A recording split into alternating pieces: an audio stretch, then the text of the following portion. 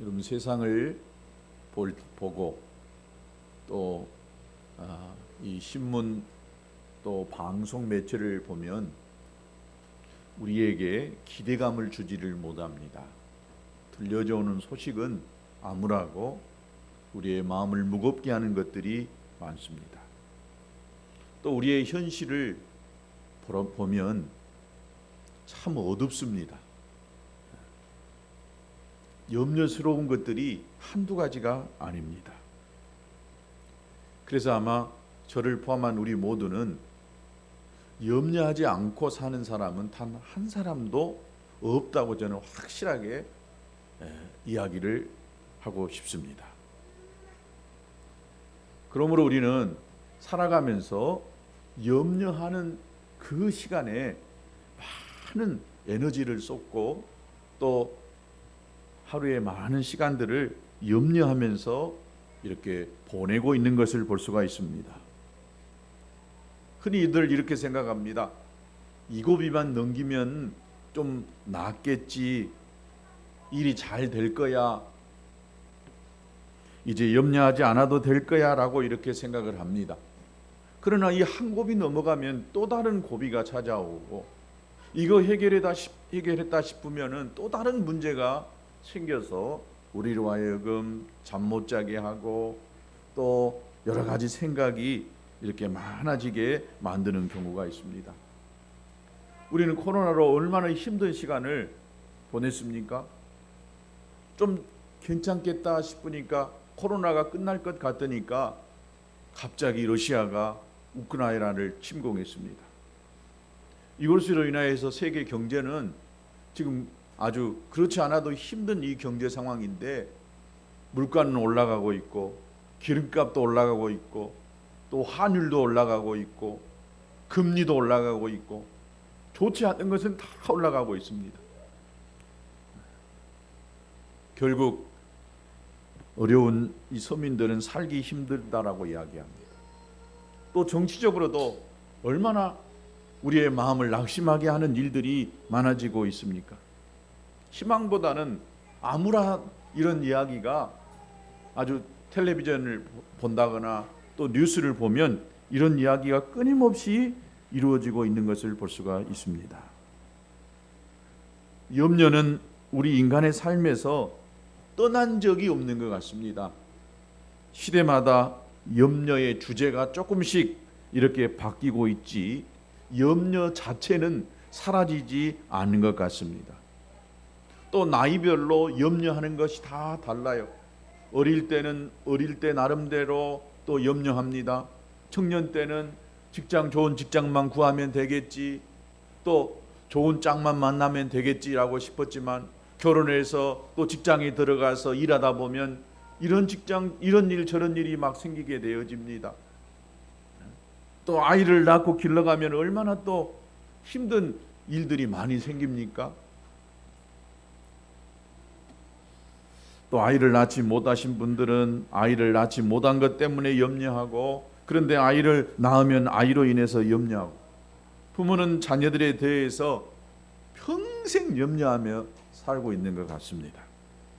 자녀에 대한 부모의 염려는 아마 죽어야 끝나지 않을까 싶습니다.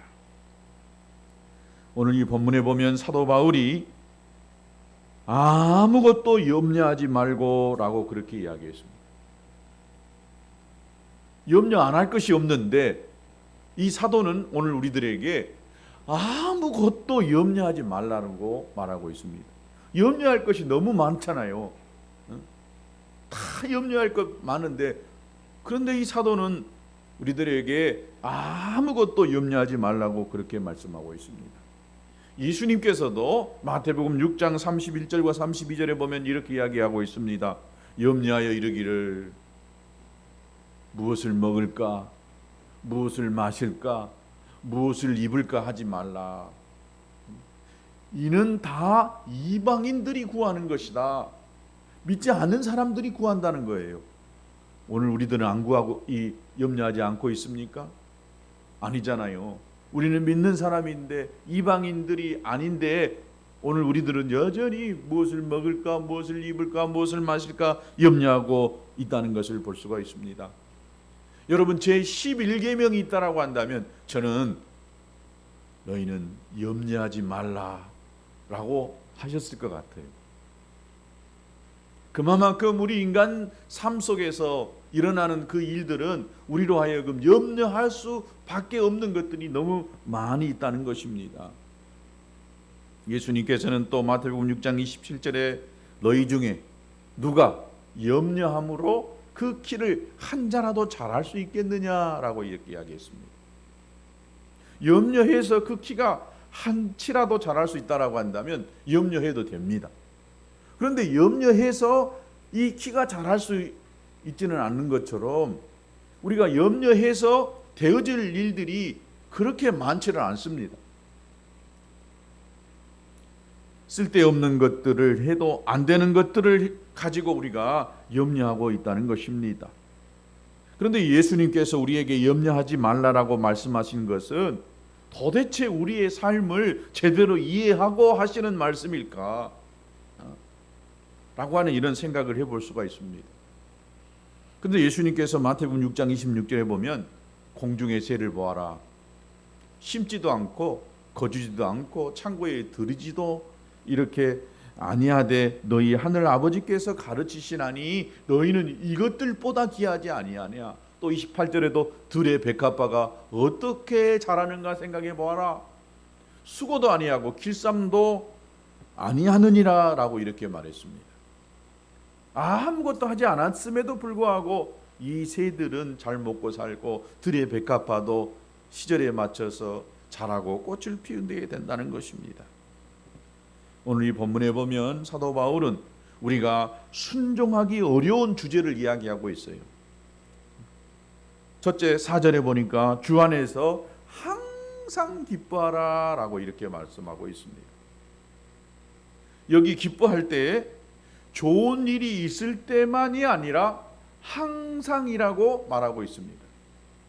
항상이라. 그 다음을 넘겨보세요. 5절에 보면 또 이렇게 이야기하고 있습니다. 너희 간용을 모든 사람에게 알게 하라. 가족이나 몇몇 사람에게만 한다면 좋겠는데 여기 모든 사람에게 너희 간용을 알게 하라고 말하고 있습니다. 또 6절에도 보니까 염려하지 마는데 아무것도 염려하지 말라고 말씀하고 있습니다. 이것들이 가능한 일일까요? 불가능해 보입니다. 어떻게 이것을 우리가 다 지키겠습니까? 어떻게 항상 기뻐할 수가 있겠습니까? 어떻게 모든 사람에게 우리의 간용을 알도록 할 수 있겠습니까? 만약에 이러한 사람들이 되는 곳이 있다라고 한다면 저는 천국이라고 생각합니다. 우리가 항상 기뻐하고 또 우리 간용을 모든 사람에게 알게 하고 아무것도 염려하지 않는 것, 이것은 천국입니다. 고로 우리는 불가능한 삶을 살고 있을까요? 근데 왜 이렇게 하나님이 예수님을 통해서 사도 바울을 통해서 우리에게 말씀하셨을까요? 때때로 염려하지 말라. 가능하면 염려하지 말라. 이건 너무나 우리의 가슴에 와닿는 말씀입니다. 그래, 그것을 한번 해볼 수가 있겠다. 어느 정도 지킬 수 있겠다라고 생각이 되어지는데, 그런데 이 본문에 보면 아무것도 염려하지 말라고 했습니다. 과연 이것이 가능한 것인가? 사도 바울이 치열한 인생살이를 모르고 살았기 때문에 아마 이런 말씀을 하셨을지 않았을까? 사도 바울이 좀 현실감이 떨어져서 이런 말씀을 하셨지 않았을까?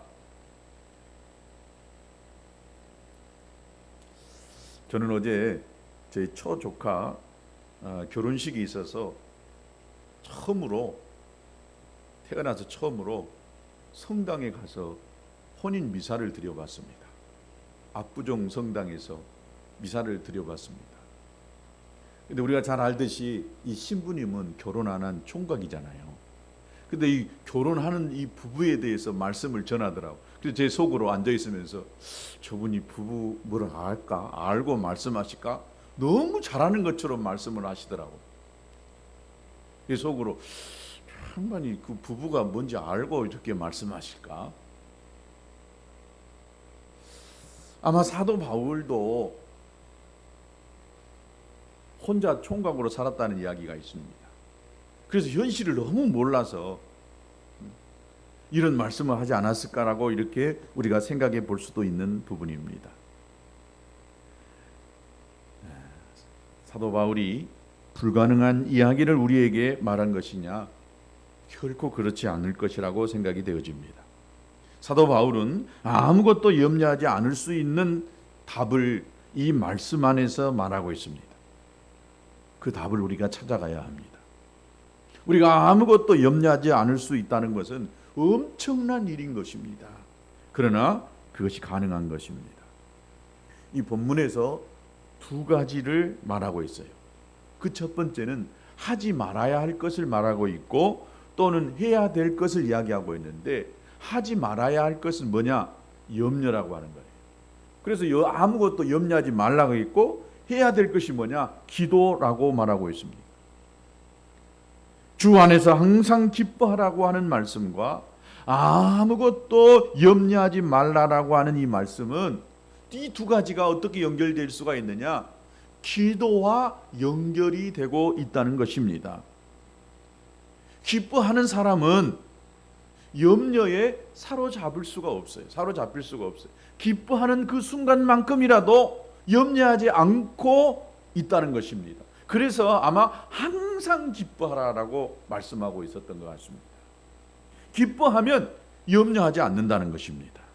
염려의 문제를 어떻게 극복할 것인가? 이것이 본문의 핵심적인 내용이라고 하는 것입니다. 염려와 기도, 이 두 가지 중에 하나를 붙들면 다른 하나를 놓을 수가 있다는 것입니다. 둘 다 붙잡을 수가 없어요. 여러분, 염려를 딱 붙들면 기도가 안 되고, 기도를 딱 붙들면 염려가 떠나가게 돼 있습니다. 그러니까 둘 중에 하나를 붙들면 되는 것입니다. 그래서 오늘 설교 제목이 둘 중에 하나만 하자라고 하는 거예요. 염려를 하든지 기도를 하든지 이 둘 중에 하나만 하자. 여러분, 어떤 것을 하시겠습니까? 염려와 기도, 이 두 가지는 서로 반대되는 것입니다. 그러니까 물과 기름이라고 볼 수가 있죠. 물과 기름을 딱 합쳐보면 기름이 둥둥 물 위에 뜹니다. 아무리 섞일라 해도 조금 있다 보면 이 기름은 위에 둥둥 뜨게 되는 것을 볼 수가 있습니다. 미국의 유명한 설교가 찰스 스윈돌이라고 하는 목사님이 이런 말을 했습니다. 여러분의 염려 리스트를 기도 리스트로 바꿔라 라고 했습니다.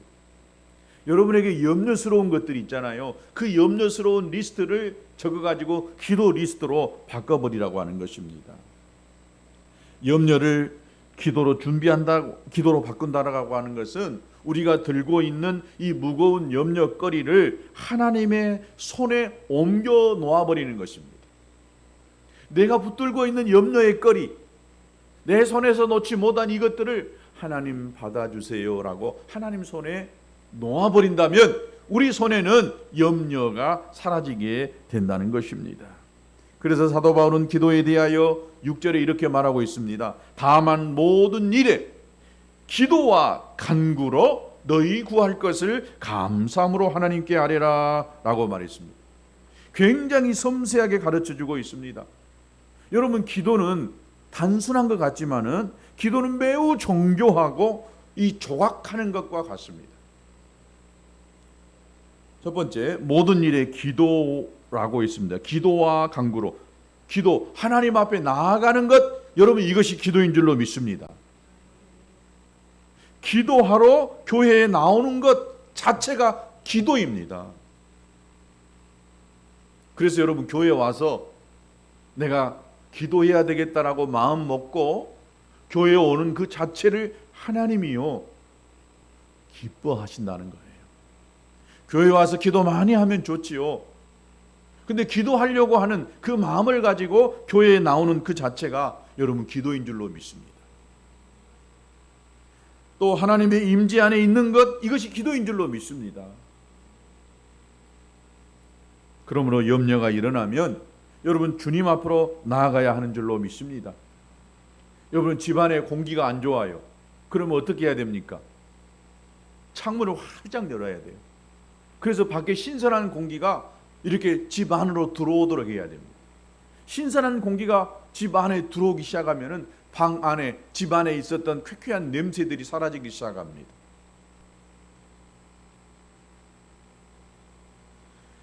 환기시키지 않으면 그 안에 쾌쾌한 냄새가 떠나지 않고 나중에는 질식합니다. 좋지 않는 공기로부터 벗어날 수가 없는 것입니다.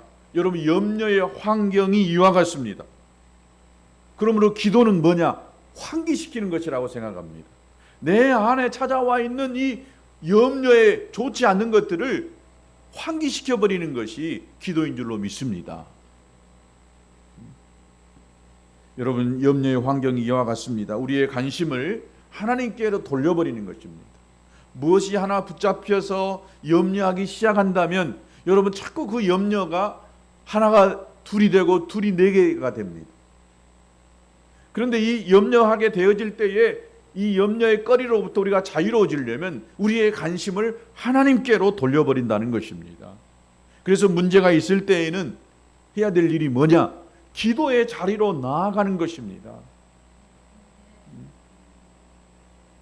이게 바로 염려로부터 벗어나는 첫 번째 단계인 줄로 믿습니다. 기도는 우리의 관심을 하나님께로 돌리는 것입니다. 염려에 쌓여 있는 사람을 보면은 여러분 주로 뭘 해요? 한숨을 막 쉬어댑니다. 한숨 쉬는 사람 봐보세요. 그 사람은 뭐예요? 마음에 지금 염려거리가 많이 있다는 거예요. 또 염려거리들을 막 늘어놓습니다. 불신앙적인, 부정적인 말을 하게 되어집니다. 마치 밀폐된 공간에 좋지 않는 공기가 가득 차는 것과 같습니다. 그 안에서 뭐가 자라요? 염려가 무럭무럭 자라나기 시작합니다. 여러분, 염려의 자리에 앉지 마시기를 축복합니다. 염려의 자리에 둥기를 틀고 앉아있는 것처럼 미련한 짓은 없습니다. 우리는 무슨 재간으로 이길 수 있겠습니까? 계속 염려하고 있다는 것은 자신이 추구하고 있는 것에 마음을 완전히 빼앗기고 있는 것이다라고 볼 수가 있습니다. 여기서 이길 수 있는 것은 뭐냐? 기도의 자리로 나오는 것입니다. 바로 기도에 우리의 관심을 쏟아내는 것입니다. 염려로부터 빠져나와 하나님을 주목하는 것, 이것이 기도인 줄로 믿습니다. 우리 그리스도인들에게 있어서 가장 중요한 것은 그래서 기도의 자리를 지키는 것입니다. 그래서 기도하면, 기도의 자리에 나오면 염려가 사라지게 돼 있다는 것입니다. 기도하지 않는다는 것은 곧 염려에 붙잡혀 사는 것이다라고 볼 수가 있습니다. 두 번째, 간구입니다. 첫 번째가 기도에 있다라고 한다면 두 번째가 간구인데, 이 간구라고 하는 것은 기도에서 조금 더 집중하는 거예요. 좀 더 깊이 들어가는 것이 간구라고 볼 수가 있습니다. 즉 주님께 마음을 쏟아내는 것입니다. 기도가 하나님의 임재 가운데에 교회에 나오는 것이라고 말한다면 간구는 조금 더 집중해서 매달려서 하나님 앞에 이 기도하는 것이 간구다라고 볼 수가 있습니다. 염려가 무엇이냐? 분산시킨다는 거예요. 원어적인 뜻에 또 영어도 보면은 이 마음을요 분산시키는 것이, 마음을 나누는 것이 염려다라고 이렇게 말했습니다. 그래서 이 마음이 산란하다는 것입니다. 삶이 굉장히 바쁜 것입니다. 염려가 많은 사람을 보면 안정적이지를 못해요. 편안하지를 못합니다. 잠도 깊이 자지를 못합니다. 그래서 자꾸 사고칩니다. 정신없이 행동합니다. 마음이 깨어지기 시작합니다. 분노가 일어나기 시작합니다. 옆에 사람들을 힘들게 만듭니다. 그런데 간구는 기도의 적극적인 이 형태이기 때문에 하나님 앞에 매달리는 것, 이것이 간구입니다. 여러분, 기도 속에 깊이 들어가야 합니다. 그래서 기도 반, 염려 반 하는 경우가 있어요. 그리고 기도하기 위해서 앉았지만은 염려할 때가 더 많아요. 기도하는 것이 아니라 자꾸 뭔 생각만 하는 것. 여러분, 이것은 기도가 아니라 염려에 붙들려 있다는 것입니다. 이것은 기도라고 말할 수가 없는 것입니다. 여러분, 기도한다는 것은 어렵습니다. 그러나 기도하면 염려로부터 자유로워집니다. 여러분 안에 염려의 생각에 붙들려 있다라고 한다면 여러분 기도하시기 바랍니다. 잠이 안 오세요? 잠을 못 듭니까? 기도해 보세요. 기도가 안 됩니까?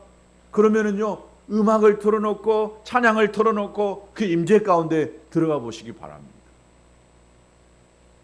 염려가 사라지고 하나님의 평안이 찾아오게 되는 줄로 믿습니다. 세 번째, 이 감사함으로 하나님께 아뢰라고 했는데 감사 기도인 것입니다.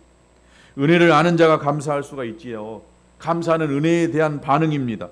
감사는 하나님께 향하는 반응입니다. 주신 것에 대한 것이 아니라 주신 분에 대해서 이렇게 관심을 갖는 것, 이것이 감사인 줄로 믿습니다. 하나님이 누구신지, 하나님께서 하신 일이 어떤 것인지에 대하여 감사해야 하는 것입니다. 하나님께 대한 감사가 깊어질 때에 염려는 자연스럽게 소멸되는 것입니다. 그러므로 감사와 염려는 같이 있을 수가 없어요. 염려로부터 탈출할 수 있는 방법이 여기에 있는 줄로 믿습니다. 우리가 살면서 많은 일을 경험합니다. 힘든 일도 겪습니다. 우리가 살다 보면 설명할 수 없는 일들이 많이 우리 앞에 놓여 있는 것을 볼 수가 있습니다. 그럼에도 불구하고 우리가 지금 이 시간 살아있는 것, 여러분 이것이 은혜 아니겠습니까? 하나님이 은혜 주지 아니하시면 우리가 어떻게 살 수가 있겠어요? 하루에도 얼마나 많은 일들이 벌어집니까? 얼마나 힘든 일이 우리 앞에 놓여 있습니까? 우리가 삶에서 느끼는 이 삶의 무게, 살아가면서 느끼는 고통, 우리가 경험하는 치열한 삶의 현장을 주님께서는 매우 잘 아시기 때문에 우리에게 염려하지 말라라고 이렇게 말씀하셨습니다. 삶의 초점이 하나님으로부터 벗어날 때에 염려가 찾아오기 시작합니다. 근데 우리의 삶의 초점이 하나님께로 나아가면 염려가 하나씩 사라지게 돼 있는 것입니다. 그리고 이상할 정도로 내 마음 안에 감사의 거리가 생각이 나아져요. 그렇게 미웠던 사람도 내가 하나님께로 나아가게 되어진다면 그때부터 그 사람을 이해하고 받아들일 수 있는 사람으로 바뀌는 것을 볼 수가 있습니다. 우리의 필요를 구하더라도 우리는 하나님께 초점을 맞춰야 하는 줄로 믿습니다. 기도의 출발은 우리가 필요한 것에서부터 기도합니다. 무엇이 필요하니까, 무엇이 없으니까 기도하기 시작합니다. 그런데 이 기도가요, 점점 깊어지기 시작하고 기도하기 시작하면은 내 필요는 온데간데 없고 하나님께 집중하게 되는 것을 볼 수가 있어요. 여러분 기도해 보세요. 내 구하는 것이 중요한 것이 아니라 내가 하나님 앞에 올바로 서지 못했던 것들이 깨달아지기 시작합니다. 하나님 우리의 마음속에, 우리의 생각 속에 그것이 깨달아지도록 말씀하고 있는 것을 봅니다. 아, 이래서 내가 하나님 앞에 관계에서 내가 이래서 이런 고통이 찾아왔고 이런 문제가 생겼구나 라고 하는 생각이 들기 시작합니다. 돈이 없어서 돈 달라고 했는데 기도하다 보니까 돈이 없는 그 이유가 어디 있는 줄 알게 되어지고, 돈은 그렇게 중요하지 않고 주시려고 맘만 먹으시면 언제든지 우리에게 주실 수 있는 분이 하나님이다라고 하는 사실이 깨달아지기 시작하는 것입니다. 그러면 그 기도가 응답되어지는 줄로 믿습니다. 어린아이가 배가 고파서 울고 있습니다. 아이에게 절실한 것이 뭐예요? 우유인 것처럼 생각이 되어집니다. 그런데 아이가 진짜 우는 이유는요, 엄마 때문에 울고 있는 거예요. 엄마 때문에. 엄마가 없으니까, 엄마가 절실하니까 대부분 아이들이 우는 경우가 많아요. 우리가 하나님을 만나고 하나님으로 인해 충분함을 경험하면은 우리의 삶에서 초조함이 사라지기 시작합니다. 하나님이 내 옆에 나와 함께 하신다라고 하는 사실이 여러분 믿어지기 시작해 보세요. 두렵질 않아요. 어떤 문제, 어떤 상황 앞에서도 두려움이 없어요. 당당해지기 시작합니다. 용기가 생깁니다. 할 수 있다라고 하는 자신감이 생기는 것을 볼 수가 있습니다. 우리의 신앙은 하나님께 대한 집중하는 것, 이것이 신앙에 있어서 가장 중요한 것인 줄로 믿습니다. 아무것도 염려하지 말라라고 하는 것은 염려에 대한 집중력을 키우지 말라고 하는 거예요. 거기에 붙들려 살지 말라라고 하는 것입니다. 하나님께 집중하라는 것입니다. 우리가 하나님께만 집중하면, 우리가 하나님과 맞춰지기만 한다면 하나님은 언제나 우리에게 말씀하시고요, 하나님의 마음이 움직이기 시작하면 우리에게 필요한 것, 그건 한순간에 주어지기 시작합니다. 내 마음만 맞으면, 내가 하나님께 마음만 맞추면 주고 싶은 것이 부모의 마음인 것처럼 하나님도 우리가 하나님께 맞춰지면 주고 싶어 하는 것입니다. 오늘 본문에 기도에 대한 확실한 응답이 나옵니다. 기도에 대한 응답이 뭐냐? 평강입니다. 평강. 아무것도 염려하지 말라라고 시작해가지고 뭘로 끝나냐? 그리스도 너희 마음과 생각을 하나님의 평강이 그리스도 예수 안에서 너희 마음과 생각을 지키시리라 라고 이렇게 말하고 있습니다. 여러분, 하나님의 평강이 임하면 끝납니다. 하나님이 내게 딱 찾아와서 그 평강이 임하면 그 두려움이라고 하는 것은 순식간에 사라져 버릴 수밖에 없는 것입니다. 기도는 하늘의 청정 공기를 우리의 영혼에 밀어 넣는 것입니다. 우리의 영혼을 무엇으로 채우시겠습니까? 답은 고민할 필요가 없는 것입니다. 기도와 염려 중에 무엇을 택하시겠습니까? 염려하며 사시겠습니까? 아니면 마음의 평강 가운데에 누리면서 자유함을 가지고 사시겠습니까? 둘 중에 하나를 택할 수 있게 되기를 주의 이름으로 축복합니다. 찬송하겠습니다.